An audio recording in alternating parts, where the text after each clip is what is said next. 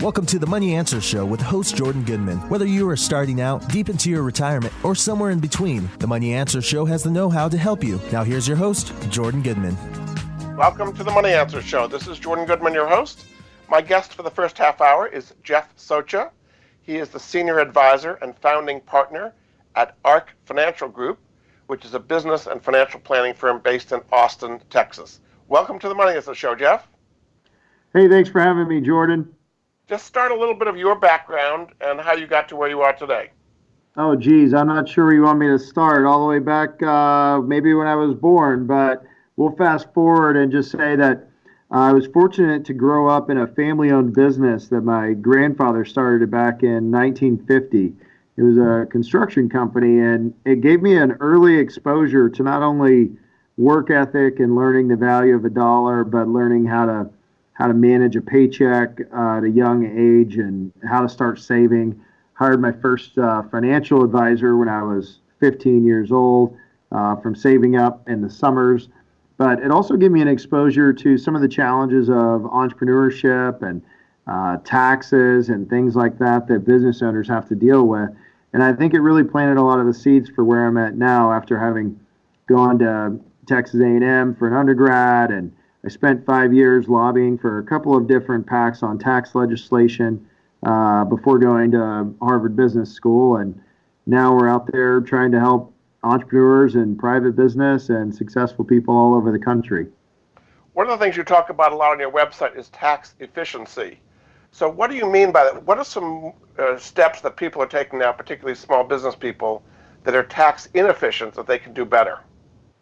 Yeah, the first thing, and this isn't going to be what most people are going to want to hear, but the first thing is actually taking time to plan proactively. You have to first start looking at taxes and thinking about, okay, how are you managing your taxes? Especially if you are a small business, self-employed, you own a company, taxes are going to be one of your largest expenses, yet most people don't spend any time proactively managing it. So if you had a vendor or you had some other major expense, maybe payroll or material or something in your finances, you're going to put a lot of time into managing those expenses and making sure that you're efficient with them to increase your profit and your income. So step one is actually just saying, hey, I'm going to stop being the reactive type of person that just goes to the CPA in the spring, like around this time of year, and saying, hey, here's what happened last year. Can you pull any magic tricks to make last year look better than it does from a tax standpoint? So proactive planning looks like, first of all, recognizing that the activity that you have in the calendar year is what drives the amount of tax you pay. It's not really a CPA's ability to fill out a form better than the next guy. So you have to first be proactive and say, okay, I'm going to work on the current calendar year, and I'm going to look at what are the deductions that I've not been taking, what deductions are out there that I could be taking, what are the smart money moves I could make in order to lower my tax bill the next spring. So, okay, that's for businesses. How about for individuals? Now, we've had this new tax law that came into effect at the end of 2017. The vast majority of Americans, 85%, are going to take the standard deduction today. So no matter what the deduction, whether it be charitable or mortgage interest or state property taxes, whatever it may be, it's all gone away. So what are some things that the average individual can do if they're going to take a standard deduction that can significantly reduce their taxes? Sure. So if you're taking the standard deduction, there's not going to be a whole lot else you can do. Because if you're getting paid and your income is on a W-2, the main deductions you're going to have with the new tax law, you lost, most of your deductions above $10,000 for the state and local taxes. So unless you have significant healthcare expenses, charitable donations, et cetera, that are going to get your itemized deductions up above the standard deduction, then there's not going to be a whole lot you can do. One thing that we've seen people do, and we've helped people, is to take a look at their finances, though, on a multi-year basis instead of just a year-by-year basis. So, for example, you might pay 2 years' worth of property taxes in the same year, but you might already be over the $10,000, so you're going to be capped there. So another way you could look at that would be to say maybe you're charitable and you donate every year. But maybe you could try to say, well, what if I didn't donate every year, but I donated every other year, but I donated twice as much, and then it would kick me up above the standard deduction, and I could start claiming more itemized deductions if I kind of lump deductions into one year. So maybe every other year I get more write-offs because of the way that I'm lumping those donations and deductions and expenses. Yeah. You talk about New Year's resolutions, financial resolutions. One of the things you say is to start a side hustle to produce extra income, particularly if you're in retirement or near retirement. What are some legitimate side hustles that people can do to generate extra income? Oh, in today's labor market, when I think everybody that's employable that wants a job has a job, if you've got capacity and time and willingness and work ethic, you can for sure find a job as a contractor just about anywhere.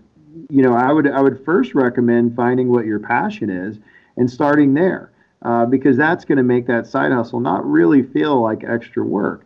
So whatever your passion is, you'll probably be able to find a job or find some part-time income that will pay you as a contractor.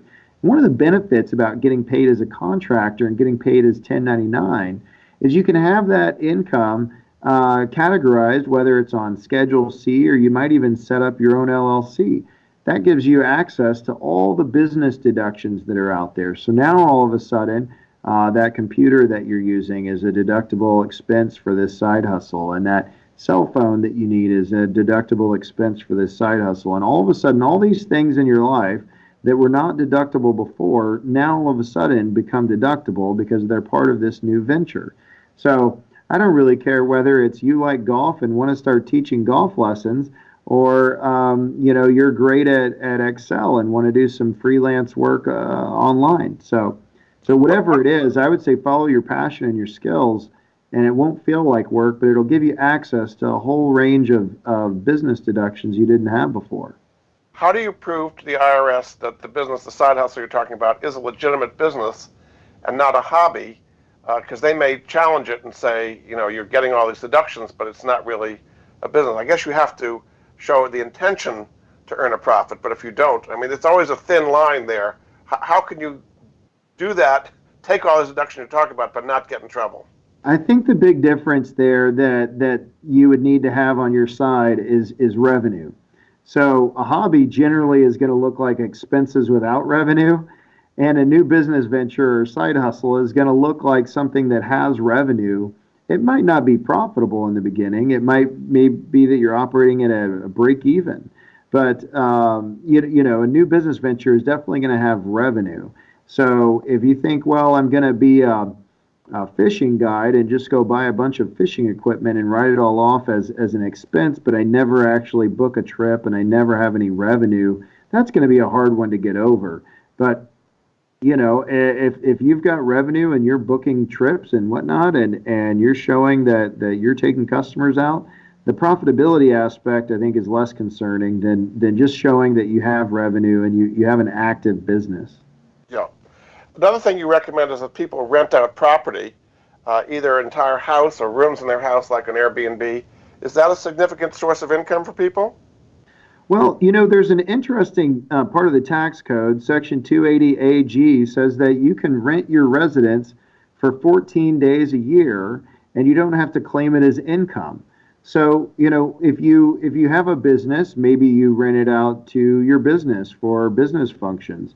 But if you don't have a business, maybe you do take a look and say, hey, there's probably 14 days of the year that we're going to be gone, or wouldn't mind taking a weekend trip and letting somebody stay in our house. And you can have that income come into yourself personally, and it's not even reportable. You don't have to pay any taxes on it. So depending on the house that you live in, maybe that's, $500 a night times 14 nights, you get $7,000 of tax-free income. Yeah. What is your outlook for the tax code? We had this major change at the end of 2017. If President Trump gets reelected, or say you get a Democrat in, do you think we'd see a major change in the tax code?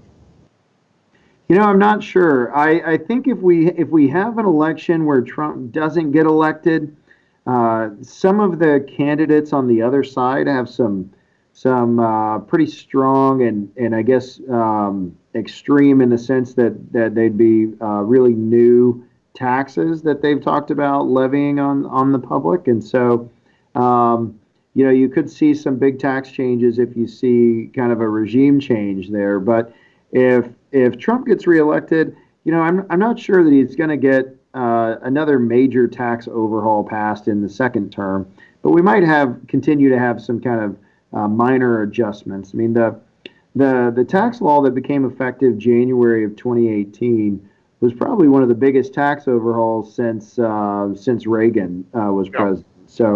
So I don't think you're going to see those come around very often.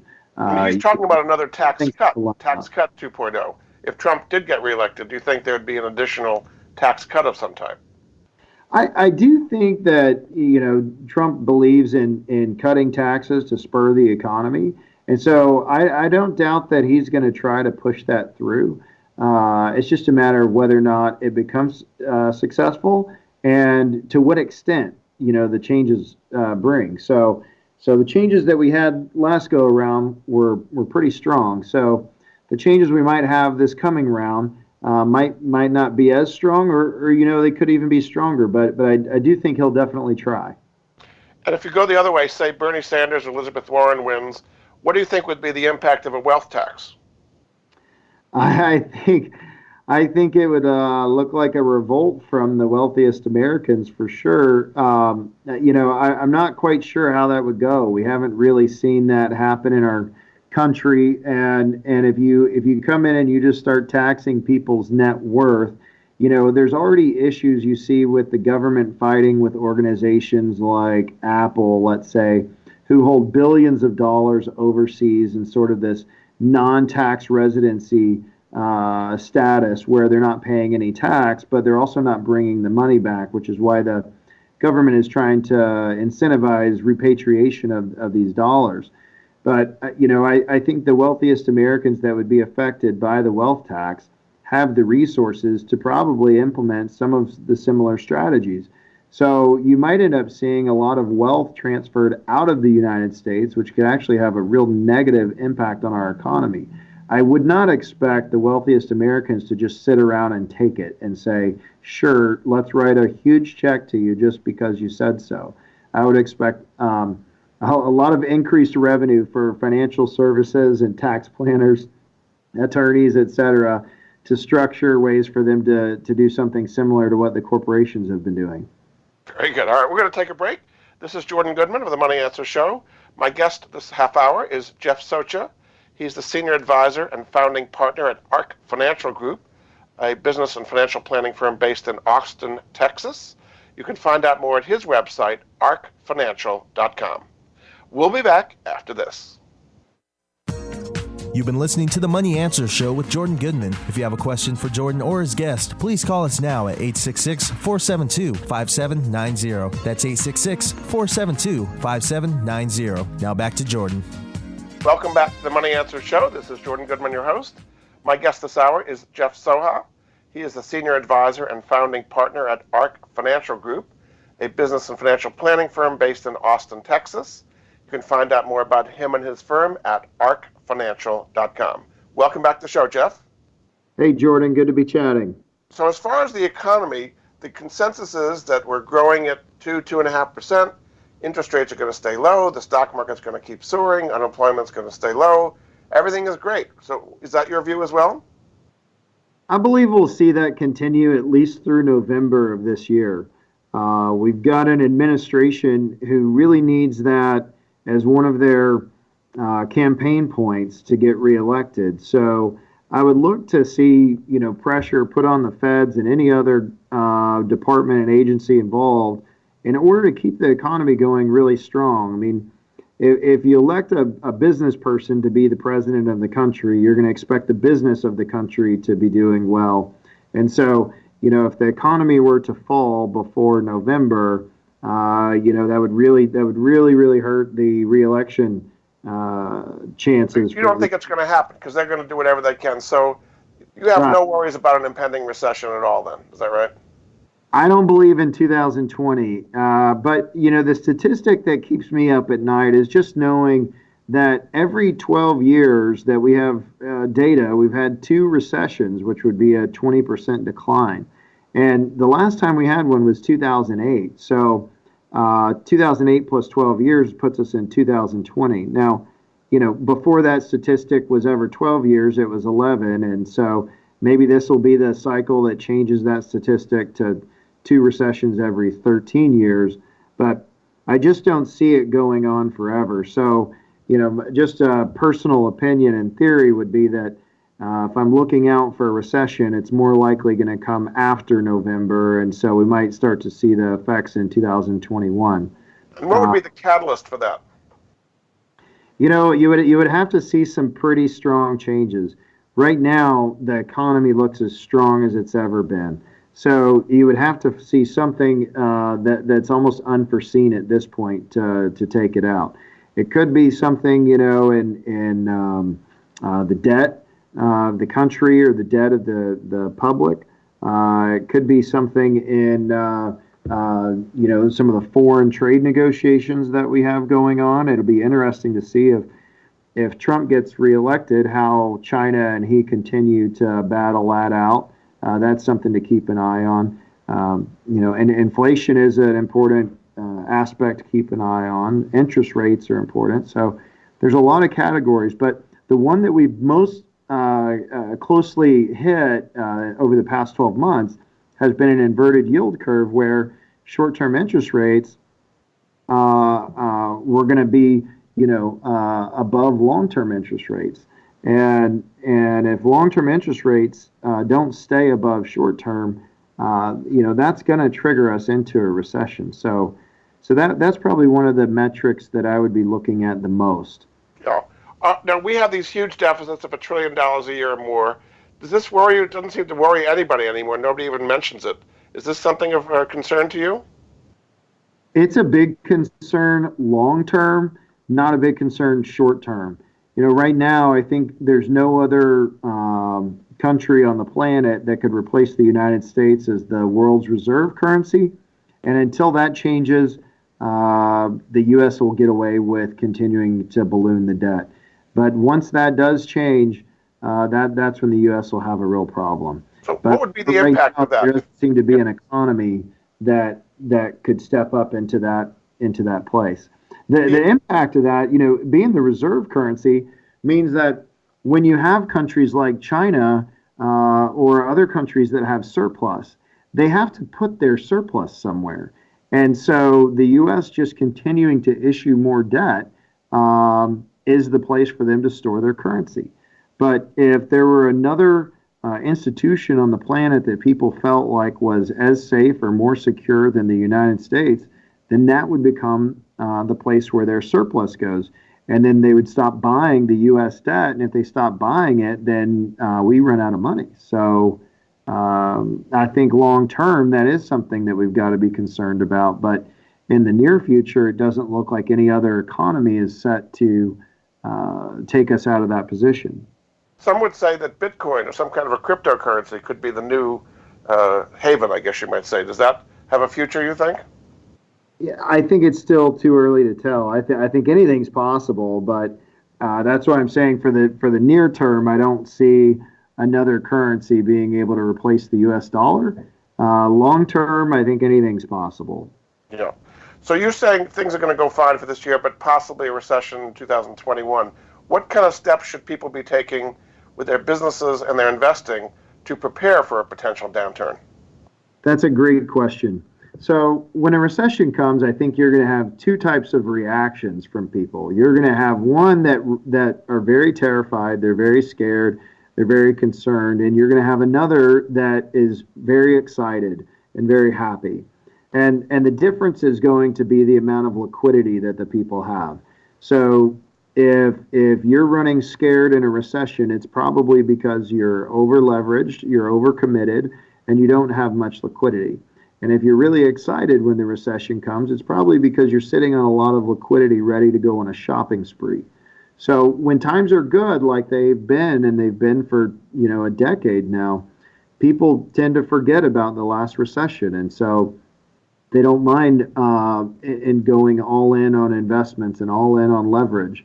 and they don't have a healthy appreciation for liquidity and keeping some safe money laying around. So, when the recession comes, if you've built up liquidity, you're going to have the opportunity to buy things at a huge discount. If you can remember back to 2009, it was like the whole world was on sale. You could buy a new car cheaper than a used one. Real estate was on fire sale everywhere. Stocks were on sale. Everything was on sale. So in order to take advantage of the sale, you have to have some liquidity. So if there's one thing that you should be doing between now and the next time the recession comes, it should be saving as much money as possible. Because if you can't save money when times are as good as they are right now, it's not going to be better or easier later. It's only going to be harder later. Yeah. You talk in your website about your proprietary 4-phase approach to financial planning. What are those 4 phases? Well, so the first phase is where we start to diagnose somebody's situation, and that begins with discovery and understanding the details involved in a person's finances and their business, their personal life, etc. And then using the team of highly educated, personnel with all the advanced designations and degrees in the financial world that we have on our team here, we've developed our own software systems to take all that data and discovery that we've done and run it through that system to find all the improvement opportunities. And generally, we're able to save people a lot more than whatever they pay us in fees. That's one of our big value propositions, is just saying, hey, we commit to pay for ourselves. And the way we do that is just looking for any quantified value that clients are not taking advantage of. And you might find that in their tax returns. You might find that in their investment accounts. If they own a business, you'll find it as you cut up the P&L and start dissecting the P&L. So that's what it looks like to go through and build a value creation plan for someone. So those are the 4 segments then. So, Yep. so do you deal with people all over the country or mostly in Texas where you are? Great question. We've got clients all over the country. We've actually got international clients where we only deal with their United States finances. But yeah, these days, thanks to technology, we can work just about anywhere. And then on the investment side, do you have a minimum amount you need to invest for them? And are you an RIA and you take a fee? How does that work on the investment side? Yeah, we do have an investment firm. We do have our own registered investment advisory, and we don't have so much of a minimum asset as much as we have a minimum fee. Our minimum fee, it takes about $1,000 a month for us to provide our clients the minimum service that we like to offer. So depending on the amount of assets they have, they might have to pay a higher percentage in order to get to the minimum fee. What are some of the kind of warning signs, I guess you might say, when people are looking for a financial advisor that's somebody they shouldn't go with? What I tell my friends and family is I say, hey, listen, one question you should ask is, do they have a broker-dealer? And I know there's lots of people out there with broker-dealers that would hate me for saying this, but broker-dealers pay commissions for investments, for selling investments. And whenever you're signed up with one, they have a huge influence over how the advisor gets paid. And that influence is going to create a conflict of interest. And so I tell people just quite simply, forget talking to them about whether or not they're a fiduciary, because there's all these crazy rules in our country about how you can be a fiduciary in one case and not in the next. And it's really unclear and confusing to the clients and consumers. So I just tell people, look, ask them if they have a broker-dealer. If they have a broker-dealer, thank them for their time, get up and walk out of the meeting.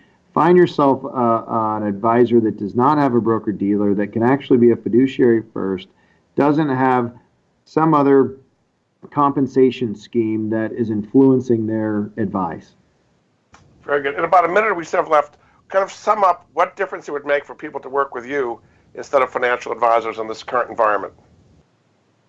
I think at the end of the day, they're going to have a firm they can trust to be on their side of the table. I don't think that you're going to find another firm in the country that is as intense about fighting for delivering value to clients as we are. I mean, our focus and intensity around quantified value creation is what drives our whole firm and our whole client experience. So instead of just being concerned around getting somebody a great birthday card or Christmas present or client appreciation gift. We feel like the best gift we can give them is a positive return on their engagement with our firm. So if you want a firm that's really, really focused on that, that's the difference. Terrific. Well, thanks so much. My guest for this half hour has been Jeff Socha. He is a senior advisor and founding partner at Ark Financial Group, which is a business and financial planning firm based in Austin, Texas. You can find out more about what he was discussing at his website, arkfinancial.com. Thanks so much for being on the Money Answer Show, Jeff. Thanks, Jordan. Thanks. We're going to go for a break, and then we're going to come back after this with another guest, Arwen Becker. We'll be back after. You've been listening to the Money Answer Show with Jordan Goodman. If you have a question for Jordan or his guest, please call us now at 866-472-5790. That's 866-472-5790. Now back to Jordan. Welcome back to the Money Answer Show. This is Jordan Goodman, your host. My guest for this half hour is Arwen Becker. She is a financial advisor, speaker, and owner of Becker Retirement Group based in Bellevue, Washington. Her website is beckerretirement.com. Welcome to the show, Arwen. Thank you so much for having me. Just give us your history briefly and how you got to running the firm you're running today. Oh, geez. March 20th, 2000, I was a 24-year-old divorced zoology grad. So I ended up needing to find a job instead of working in wildlife to actually pay the bills. And so I ended up landing a position in a retirement planning firm, and that was, as I said, March 20th, 20 years ago. And I work with my husband, specifically in the area of retirement planning. So one of your biggest concerns is how women are living longer and not taking care of their finances. Just give us a sense of the broad picture of that. What is the problem here as far as women living longer and not being as financially well off as men? Well, I mean, it's really interesting because in the year 1900, the average life expectancy was 47 for men and women. So the fact that women, and men live into their 80s, longevity is now the biggest risk that people face because retirement didn't really even exist 120 years ago. And so specifically for women, there's just a lot of times a pretty significant disconnect between doing planning and getting involved in that and making sure that they're putting themselves in a position where they are really solely responsible, whether married or not, for their financial picture. And, if you just kind of look at some of the basic statistics, 80% of men die married, which means 80% of women die single. So I always say that likely you're going to be the last woman standing. So if you don't have a handle on that now, you better start getting involved in it because at some point you're likely going to be handling it. So why do you think women aren't more involved in their finances? Is this a generational thing? Are younger women more involved than older women? I think that there's part of it that's just been perpetuated because the industry has had a little bit of a tough time making the shift in the fact that women are about 50% of the breadwinners in the home. Women make the majority of the financial decisions. But really, it comes down to time. Even if a woman is working outside the home, if they have children, the likelihood that she would still be taking care of the kids is pretty high. And so there's only so much time in a day to really handle this piece of it. So a lot of times women will still defer that off to their spouse and have them take care of that part of it, which unfortunately puts them in a position where they often don't really have a good handle on what they have, where it's at, and what that looks like for them long term. So there's a lot of women, particularly older, like 60, 65 plus, are getting divorced these days, much older than they used to. Yeah. What is the financial impact of divorce on older women? It's massive. So they actually call it gray divorce. It's the largest segment of the population getting divorced now, people who've been married longer than 25 years. So men typically in the following years make more at their work, and they also come away with more assets, whereas for a woman, she's going to go backwards on both. And so that really puts women in a very, very precarious position because women will spend a large amount of their lives, on average, about 15% of their lives, taking care of kids or taking care of ailing parents. So that means that she's not putting into her Social Security, she's not putting into a company plan, and now all of a sudden, if she finds herself divorced, she has a lot less to draw off of, yet she needs a greater percentage of assets because of the fact that longevity is the biggest risk that she faces. She's going to live longer more often than her ex-husband would. So if somebody came to you in that situation, they're say 65, everything you just said, they don't have built up that much in assets, and they get divorced, how would you help a person like that? Well, I mean, that's a really specific question. I mean, part of it, you have to know really, where are they at? Are they really starting at less than zero? Or does it just mean that their assets have been split in half? Maybe they've got $150,000. They're still working, maybe planning on working for another 5 years or so. It's really about just taking a look at the whole picture, seeing where we might be able to come up with ideas. Gosh, I've seen women are so scrappy when they need to be. I'm always amazed at how I've seen women reinvent themselves, but that could be renting a room out in their house to be able to get some other income. That could mean hosting out, international students, and a lot of women make a pretty good income off of that. It could just mean working in a different industry than maybe not necessarily what they had been, but still being able to bring in some other income that's going to be able to help them do some of the things they want, or continue putting away into a company plan and things of that nature. Yeah. What are some of the biggest fears that women have around money, particularly if they're not that into it, they haven't really been managing it that much? What are some of their biggest fears? Well, the biggest fear is the number one fear, which is running out of money.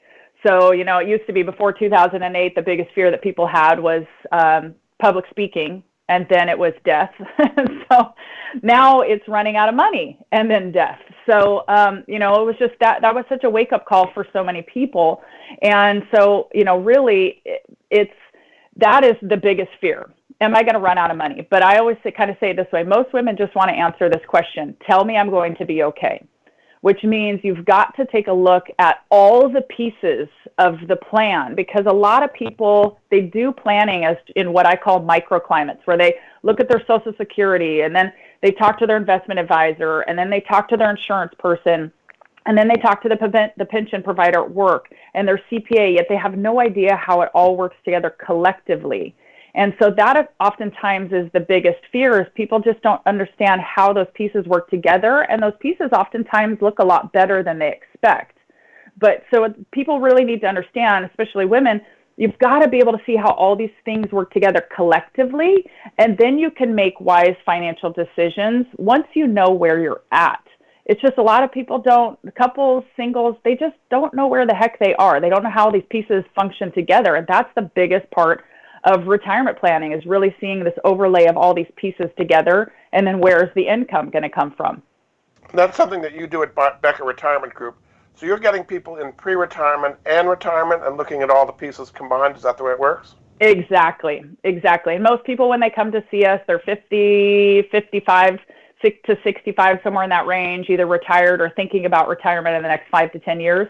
But they've never seen how all of these pieces function together, overlaid with taxes and market risk, and where's the income going to come from, and what happens if my spouse needed health care and that drained some of the assets? What would that leave me? I mean, 80% of widows collecting Social Security live below the poverty line, and that's just unacceptable. I mean, the fact that most of them didn't when their spouse was living is just improper planning, or no planning at all, and relying on other people to handle that. And we're just in a day and age where, unfortunately, you just can't. As a woman, you've got to understand what kind of security you have, and if you don't have it, how you're going to attain it, and not wait for somebody else to do it for you.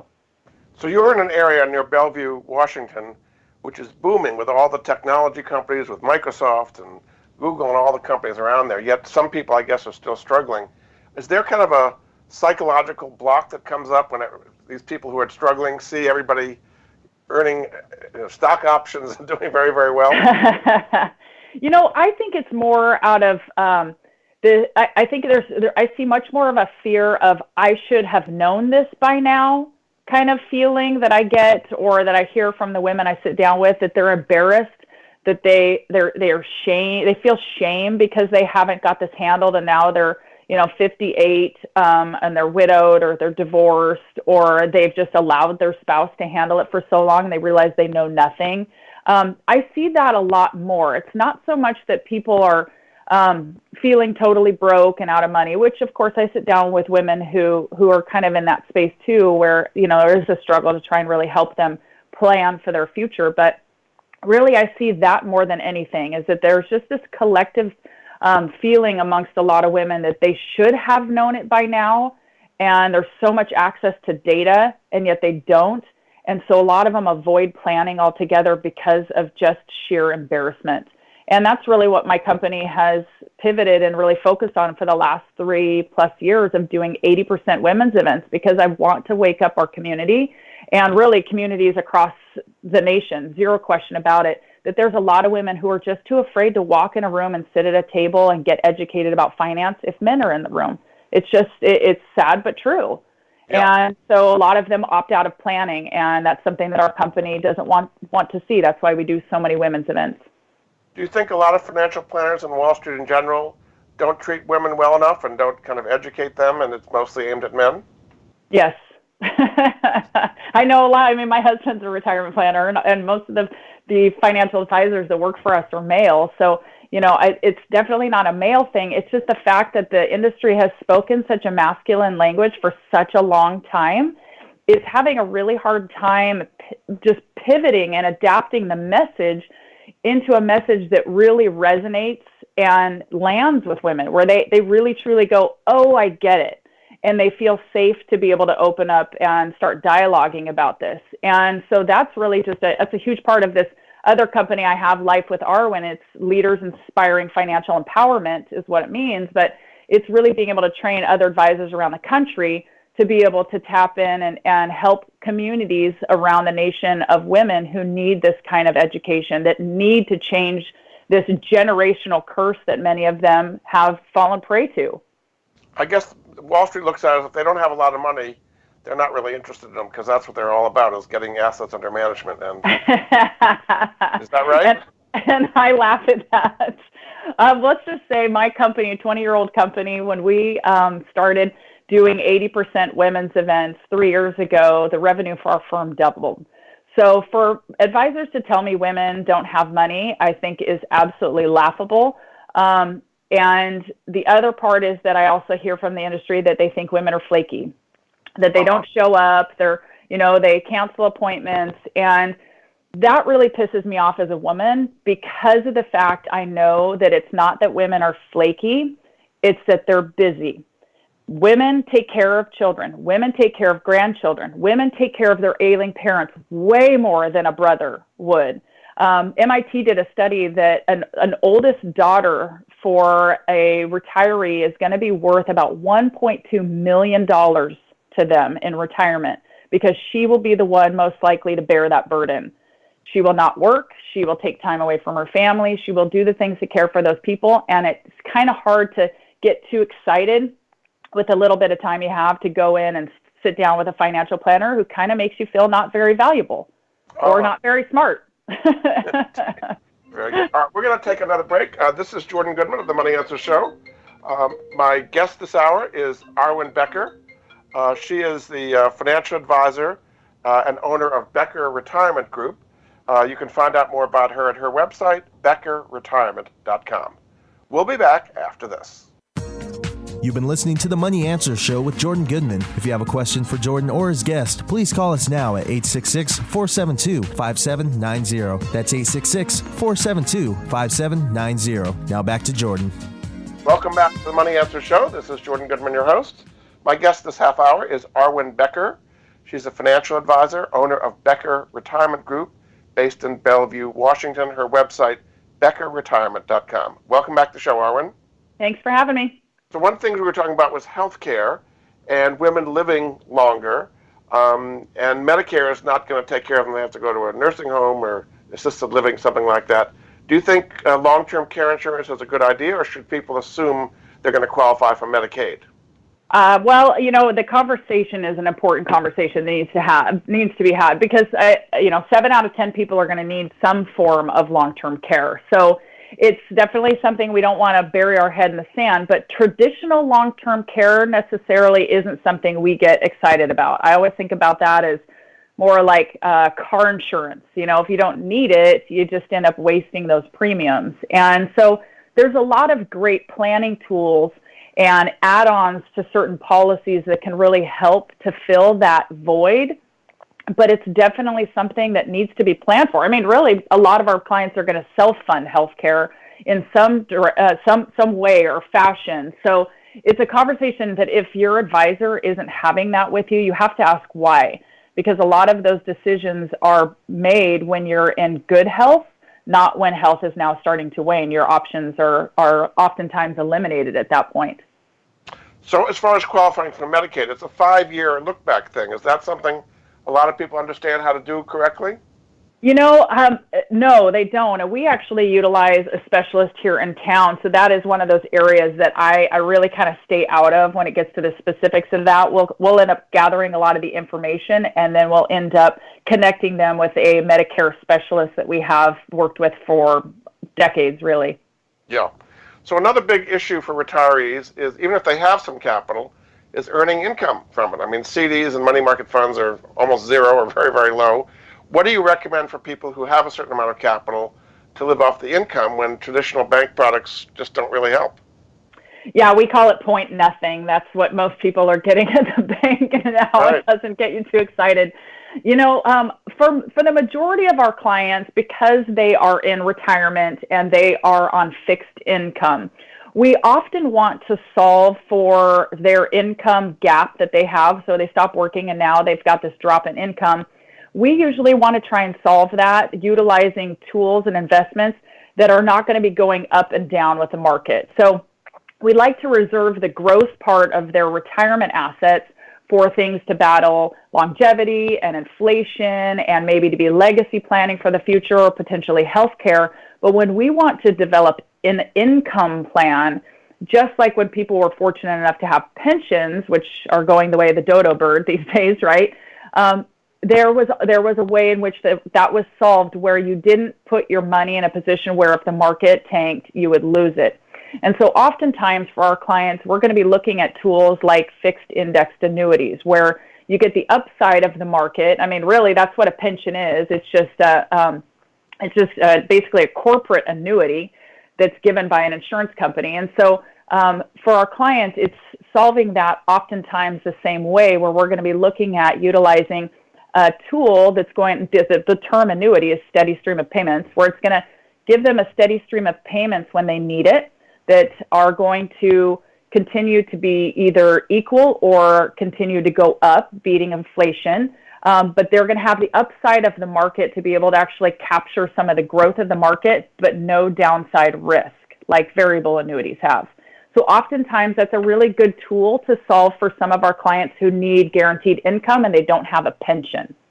How about index annuities, universal life insurance, which has a similar protection against the downside, but some upside as well? Yeah, and those are often great tools that we'll utilize. Sometimes we'll be doing that for being able to solve for the healthcare piece as well. Maybe it's a great place sometimes for people to park some money and utilize insurance as a separate asset class to be able to kind of use it as a Roth alternative and things of that nature. There's a lot of different ways to be able to kind of stitch these pieces together. You also have talked about Social Security. It's getting to the point we have like 10,000 people a day retiring, adding more people to Social Security rolls and not as many workers supporting it. Are you concerned about the long-term viability of Social Security? Am I concerned? I mean, yeah, I think it's reasonable to be concerned about it. Am I thinking like some people are like, oh, well, it's going to be gone in 30 years? No, I think that there's just going to be continual adjustments. You know, right now up to 85% could be taxed. Well, eventually they'll probably tax it all. And then eventually, you know, they'll start reducing benefits. They'll start doing things to be able to at least keep something going in and start to adjust for this challenge. But I mean, it's crazy, Jordan, because if you think about it, when Social Security came online in 1935, people were getting it paid out at 65 and their life expectancy was 62. Yeah. It wasn't expected to have life expectancy in the upper 80s, but people still get paid out at, you know, anywhere between 66 and 67. You know, so something's got to give. And for all of you out there, I mean, you've got to know that you don't want Social Security to make up more than about 39% of the income you need coming into the household. And so that means there's got to be planning outside of that that's going to be able to fill in that additional gap. But for many people, it's way more than that. Quite a few people, it's 100% of the income.